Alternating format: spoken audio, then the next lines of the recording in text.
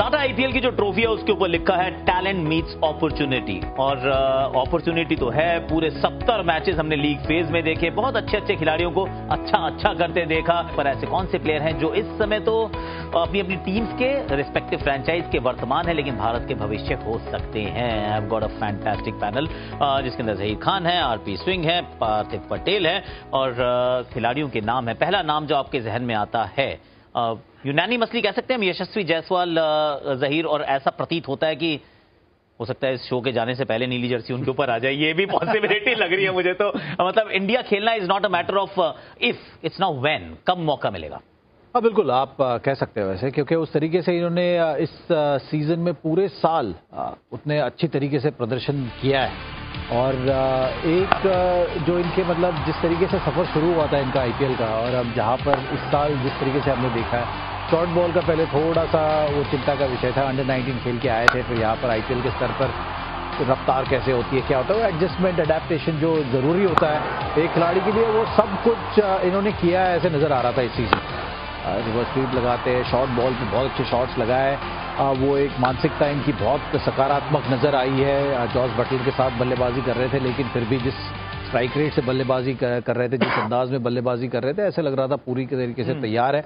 Of side का game भी इनका बहुत अच्छी तरीके से इंप्रूव हुआ है। पहले कुछ अगर आप इनिंग्स देखोगे इनके शुरुआती 8-10 इनिंग आईपीएल के, तो वो बाहरी किनारे भी लगते थे ना, वहाँ से थोड़ी बॉल स्विंग होती थी, तो वो सारी चीज़ें बहुत अच्छी तरीके से इन्होंने वर्क किया है।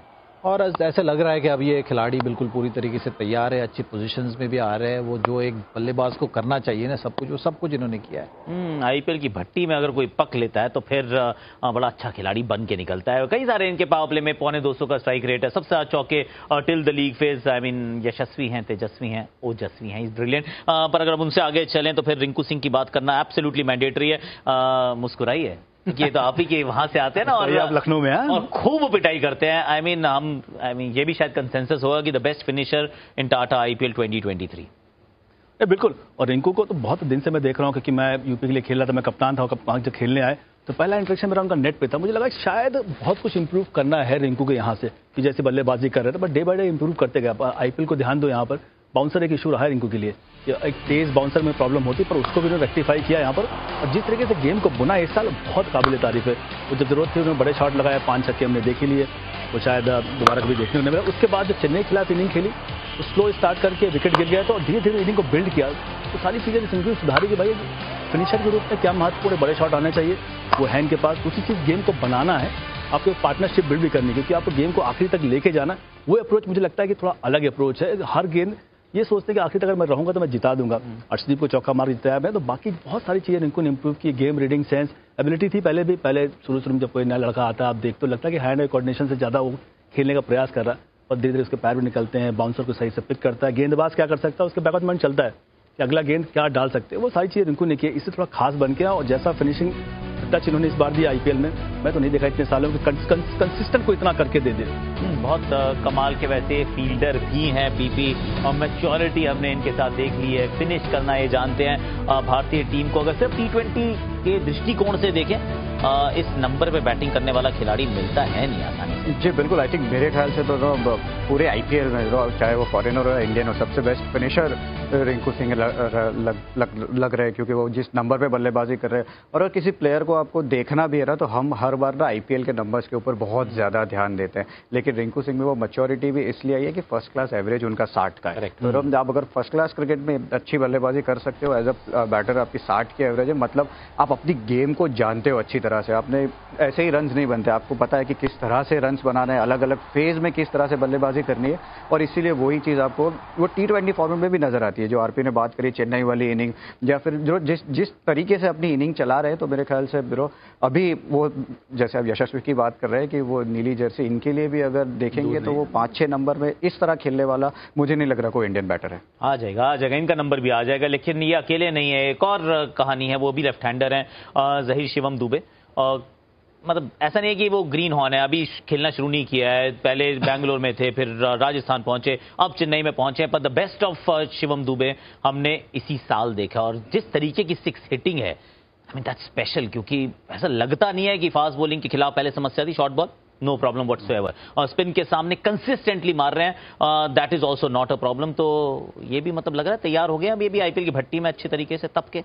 इस साल तो उस तरीके से इन्होंने प्रदर्शन किया है, उस तरीके का इम्पैक्ट भी आपको नजर आया है। और जिस पोजीशन पे ये बल्लेबाजी करते हैं ना वो आसान नहीं होती। मतलब हम रिंकू सिंह की भी बात कर रहे हैं और शिवम दुबे भी कुछ वो middle order, lower middle order, वो इतना इस फॉर्मेट में टफ पोजीशन है कि आपको कभी कभी जाते ही पहले बॉल से बड़े शॉट खेलने होते हैं, कभी कभी आपको थोड़ी पारी संभालनी होती है। तो वो सारी चीज़ें शिवम दुबे ने इस साल की है। टैलेंट इस खिलाड़ी में बिल्कुल था और पिछले आप चाहे 3 साल 4 साल इंडिया के लिए भी खेले हैं ये।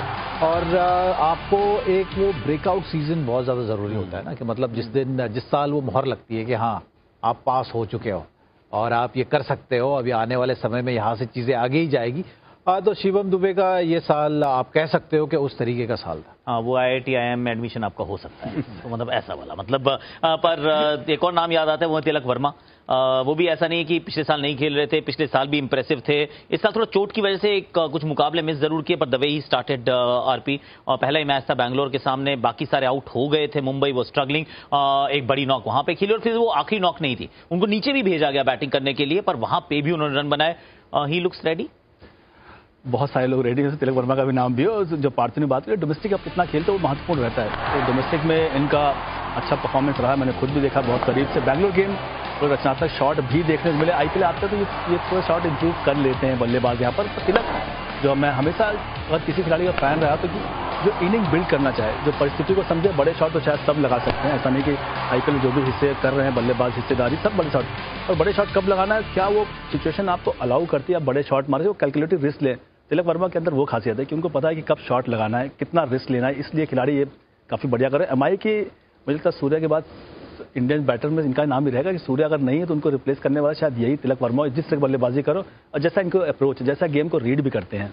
हाँ, ये एक्चुअली ये मुंबई की खासियत है। ये ढूंढ लेते हैं खिलाड़ियों को, कहीं से लेकर आ जाते हैं। अच्छे स्काउट्स होंगे इस टीम के पास, मुझे ऐसा लगता है। I mean we won't delve deeper into that. पर रवि बिश्नोई मतलब वो भी ऐसा नहीं कि अभी पहली बार खेल रहे हैं, काफी सालों से खेल रहे हैं। पहले पंजाब फ्रेंचाइज में थे, अब लखनऊ फ्रेंचाइज में है। इस साल have you seen the best of Ravi?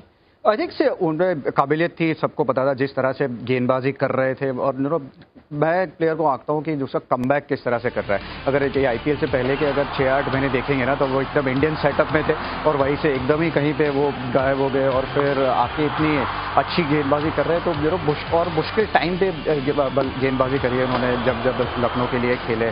तो बिल्कुल कैपेबिलिटी है और अलग तरीके के लेग स्पिनर है, वो वैसे वाले लेग स्पिनर नहीं है जो नॉर्मल हमें देखने को मिलते हैं। इनके पास वो पेस है, ज़्यादा गूगली ज़रूर डालते हैं लेकिन उनके पास वो एबिलिटी ज़रूर है, इसलिए वो इंडिया के लिए भी खेल चुके हैं। तो अभी मुझे लग रहा है कि इससे और भी बेहतर कर सकते हैं क्योंकि उनमें और ज़्यादा एबिलिटी है। अब स्पिन से थोड़ा चलते हैं फास्ट बॉलिंग की तरफ, अदरवाइज ही विल माइंड। भाई कहाँ है इंडिया के fast bowlers, what is happening to them? Tushar Deshpande, Yash Thakur, दो नाम मेरे जहन में आते हैं actually. Zaheer, if you were to pick one between the two या फिर दोनों, लग रहा है कि समय अच्छा लग रहा है थोड़ा सा? नहीं, मुझे ऐसा लग रहा है यश ठाकुर। और यश ठाकुर में अभी अब तक आपको वो आंकड़े हो सकता है नजर ना आ रहे हो, लेकिन इस खिलाड़ी में मुझे ऐसा लगा वो क्षमता है और जिस क्लैरिटी के साथ ये गेंदबाजी कर रहे थे उससे मैं बहुत ज़्यादा प्रभावित हूँ। अगर आप देखोगे कि जिनके जो एग्जीक्यूशन है ना, जब स्लोअर वन करना है बिल्कुल क्लियर कट, आप टॉप ऑफ द रनअप अगर आपको पता है ना कि ये मेरे ऑप्शन है, इसे मैं बैक कर रहा हूँ। दबाव तो देखिए हर खिलाड़ी के ऊपर होता है, लेकिन बतौर गेंदबाज वो दबाव को आप किस तरीके से हैंडल कर रहे हैं ना, वो सिर्फ आपको वो जो एक सकारात्मक सोच और ईजी थिंकिंग, क्लैरिटी अगर आपके पास होगी ना तो फिर चीज़ें आसान हो जाती है। तो मुझे इस खिलाड़ी के साथ वो सारी चीज़ें नज़र आ रही है और इसीलिए मैं कह रहा हूँ कि आने वाले समय में हो सकता है ये बहुत अच्छे गेंदबाज बनेंगे। यहाँ से चीज़ें ऊपर ही जाती हुई नज़र आ रही है।